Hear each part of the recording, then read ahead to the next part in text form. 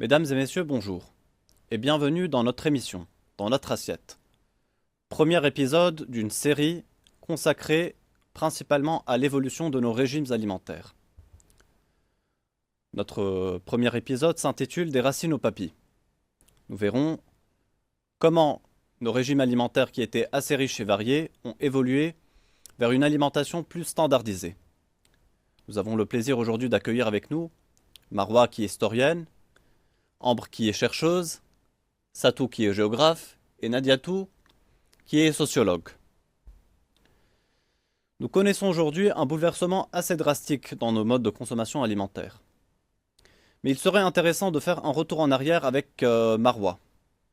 Marwa, pouvez-vous nous amener un petit peu à la préhistoire pour commencer? Oui, bien sûr. Alors, en effet, l'alimentation a évolué au fil des âges en trois grandes périodes.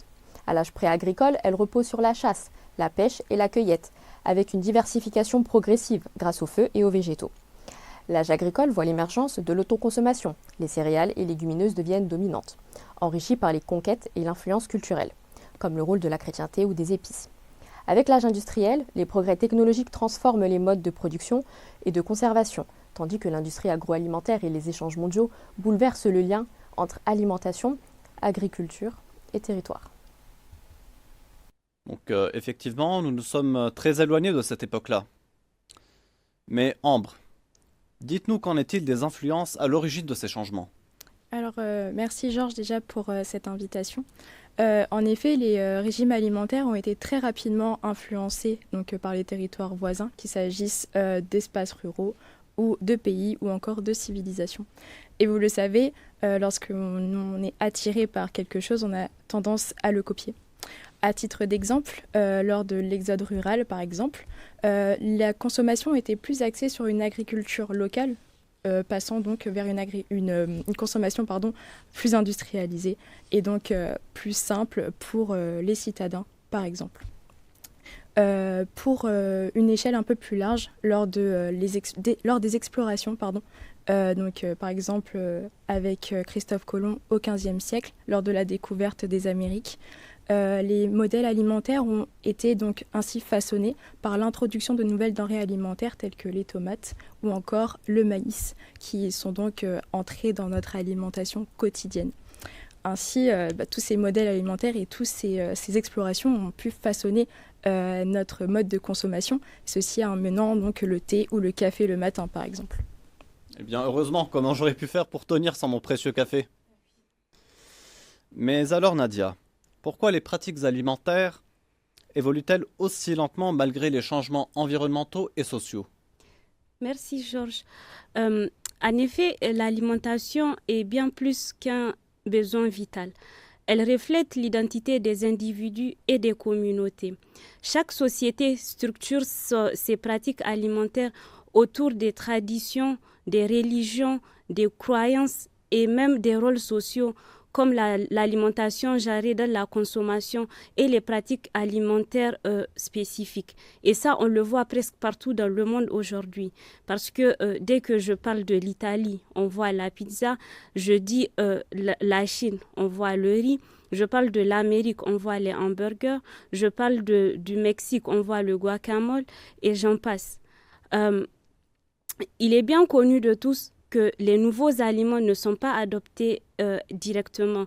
Ils sont intégrés en fonction des valeurs, des besoins et des savoir-faire historiques. Quelque part, les religions y jouent un rôle important en établissant des normes telles que le halal ou le végétarisme des bouddhistes. Les choix alimentaires expriment les appartenances culturelles et tendent peu à peu à s'adapter aux environnements sociaux et physiques. Merci. Pour résumer, si j'ai bien compris, il y a eu à la fois un développement de nos savoir-faire, il y a eu aussi des échanges entre les peuples, les traditions, les cultures et parfois même les religions. Mais une question assez importante perdure, Satou. Il reste des facteurs sur lesquels on ne peut pas transiger.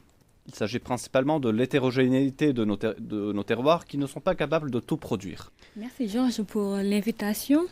Oui, effectivement, vous le savez, notre planète est incroyablement fascinante, divisée en 2 hémisphères. Elle offre une incroyable diversité de climats selon la région où l'on se trouve et ces climats ont un impact direct sur la faune et la flore, déterminant ainsi le type d'aliments disponibles et par conséquent ce que nous consommons. Prenons l'exemple de l'Europe.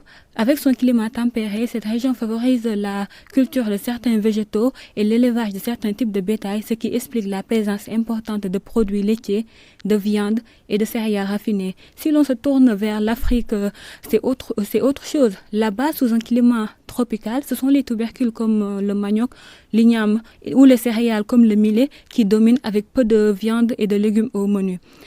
Et l'Asie, parlons-en. La consommation traditionnelle est basée sur le soja, le poisson et le riz, même si avec l'urbanisation, on voit un accroissement de la consommation de viande. En Amérique, on le sait bien qu'il y a la consommation de produits transformés qui domine. Globalement, les conditions climatiques façonnent nos régimes alimentaires, influençant ainsi ce que nous cultivons, ce que nous élevons et par conséquent ce que nous consommons, ce qui constitue une véritable leçon sur la richesse et la diversité de notre planète. Eh bien, merci à vous 4 pour toutes vos précisions et pour ces interventions qui ont été assez enrichissantes. Nous verrons dans un prochain épisode comment nous nous sommes progressivement écartés d'un modèle assez riche, assez varié, un modèle qui sera beaucoup plus standardisé. À bientôt. À bientôt.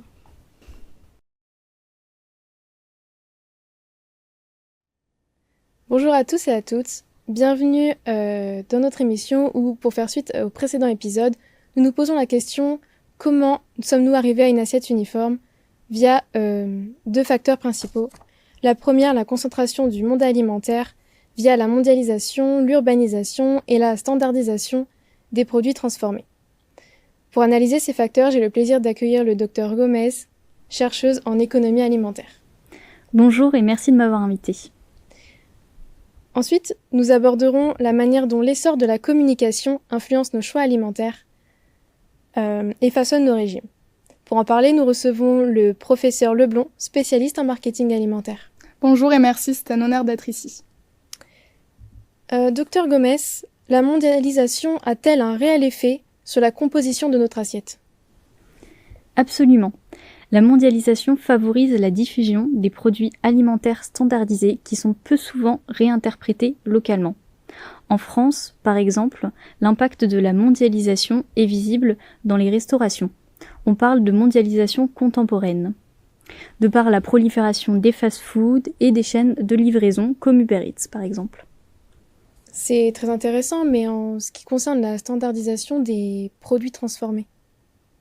Si on prend le cas du Mexique, les produits ultra transformés représentent 58% des calories consommées.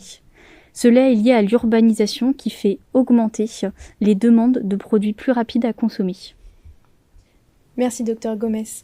Nous allons maintenant prendre la direction de l'Inde où notre reportrice évoquera l'impact de la croissance économique et de l'urbanisation de l'industrie et les habitudes alimentaires. Bonjour, ici Jade Léger en direct de New Delhi. Ici en Inde, les habitudes alimentaires changent rapidement. L'urbanisation est estimée à 41% en 2030. Elle est influencée par la montée de la classe moyenne ainsi que l'arrivée des femmes sur le marché du travail. Cela incite les familles donc à consommer des plats rapides à cuisiner et donc par conséquent moins traditionnels. Avec l'arrivée des produits occidentaux et l'essor des fast-foods, on assiste véritablement à la transformation de notre modèle alimentaire. À vous les studios. Merci Dr Gomez ainsi que notre reportrice Jade. Maintenant nous allons aborder le sujet de l'essor de la communication. Professeur Leblond, vous avez beaucoup étudié l'impact de la publicité sur les jeunes. Quels en sont vos constats ? En effet, la publicité est considérée comme une arme économique moderne. Par exemple, aux États-Unis, les enfants peuvent passer 4h30 devant la télévision et la moitié des annonces publicitaires qu'ils visionnent sont souvent des produits riches en sucre et en calories. Ces habitudes de consommation précoce sont souvent irréversibles et conduisent à des régimes alimentaires uniformes. En effet, notre alimentation est largement influencée par les réseaux sociaux, Voici des petites vidéos le prouvant. Salut les petits potes, j'espère que vous allez bien. Moi ça va super, je viens de rentrer chez moi, j'ai mangé un burger. Mama comme il était bon. En tout cas il est en édition limitée, donc n'hésitez pas à aller tout de suite le chercher. Il est dans vos restaurants préférés. Bisous. On a une bonne queue de 400 mètres. Tout ça pour bouffer chez McDo qui est ici. Donc effectivement, on voit bien la popularité de cette enseigne. Professeur Leblond, pensez-vous qu'il y ait d'autres facteurs qui influencent les habitudes alimentaires et l'uniformisation de celles-ci ? Oui, c'est exact. D'autres facteurs sont visibles comme l'évolution du réseau industriel. Les nouvelles technologies comme les camions frigorifiés ont permis d'accélérer la mondialisation et le commerce international. Comme on peut le voir sur cette vidéo, on voit une forte accélération du transport routier, ce qui favorise l'émergence de produits alimentaires souvent moins traditionnels. On voit bien que les transports sont omniprésents. Ne pensez-vous pas que les chaînes de distribution ont favorisé ce phénomène ? Effectivement, cela s'est aussi accéléré avec l'influence des chaînes de distribution. En 1990, c'était seulement 15 à 20% des produits alimentaires qui étaient achetés dans les épiceries. En 2000, c'est 60% de la part des revenus qui sont dépensés dans les supermarchés. Pour illustrer ce propos, nous retrouvons Marie, notre reportrice. Je suis actuellement dans un magasin de la grande distribution.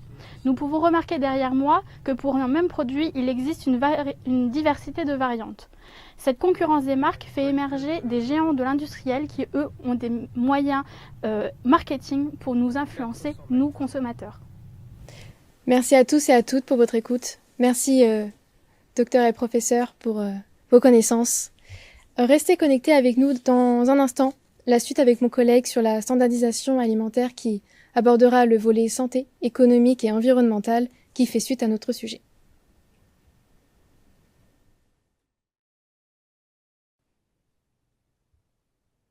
Bonjour à tous et bienvenue pour un dernier épisode sur Dans ton assiette. Lors des précédents épisodes, vous avez pu entendre parler de l'instauration d'un régime unique de l'alimentaire qui a été favorisé par plusieurs facteurs, et nous allons d'ailleurs aborder les différents thèmes de la santé, de l'environnement et de l'économie lors de cette émission, tout en commençant tout d'abord avec le docteur Dia sur le thème de la santé. Docteur Dia, à quel risque sommes-nous exposés ? Bonjour Swan, le risque majeur est probablement celui de surconsommer des aliments riches en calories et pauvres en nutriments, contenant régulièrement des additifs indésirables. Les aliments ultra transformés et les fast-foods posent de graves risques pour la santé. Une étude récente a révélé un lien de causalité entre un apport élevé de produits ultra transformés et une augmentation du risque de diabète, de maladies cardiovasculaires et d'obésité. Par exemple, en France, le taux d'obésité a triplé depuis 1980, passant de 6% de la population à plus de 17% en 2019, une tendance largement attribuée à la prévalence de ces produits dans nos régimes alimentaires. Merci Dr Dia, ce sont des chiffres qui interpellent, mais qu'en est-il pour la restauration rapide ?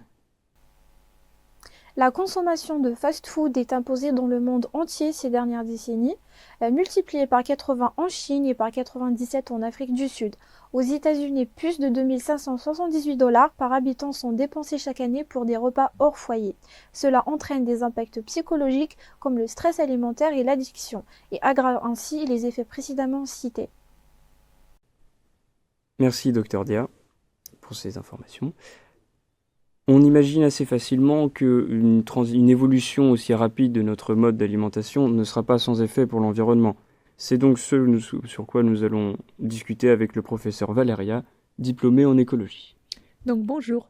Si on considère son impact sur le changement climatique, l'agriculture intensive liée au régime alimentaire uniformisé provoque déjà jusqu'à 30% des émissions à gaz à effet de serre. Cela va qu'augmenter si on inclut le méthane d'élevage et la déforestation pour les cultures comme le soja.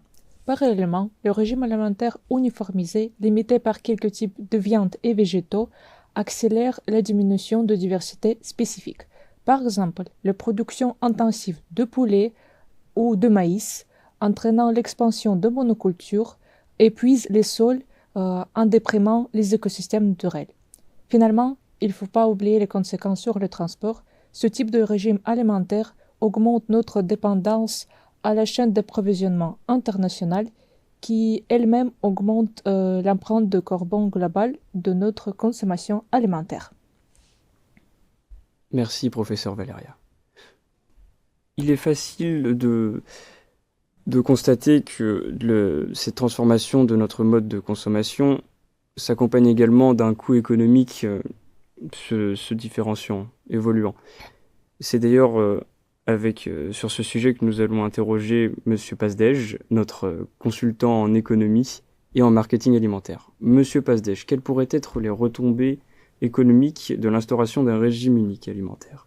En ce qui concerne la monopolisation, un régime unique alimentaire pourrait amplifier la concentration du marché. Par exemple, les 10 multinationales agroalimentaires majeures dominent de 70% des ventes de semences au niveau mondial, ce qui limite les options pour les petits producteurs et renforce les inégalités économiques. Enfin, le gaspillage alimentaire est une tragédie économique. Un tiers de la nourriture produite par an est soit gaspillée, soit perdue. Il faut savoir que ça chiffre des coûts énormes au niveau mondial. Ça représente 780 à 1000 milliards de dollars. Et en France, cela représente 16 milliards d'euros. Le gaspillage alimentaire est principalement dû aux normes strictes esthétiques de ces produits alimentaires. Eh bien, merci Monsieur Pasdej. Je tiens également à remercier tous nos experts qui ont pu nous éclairer sur ce sujet, mais également à remercier nos chers téléspectateurs, et nous nous reverrons pour un prochain dossier. Au revoir.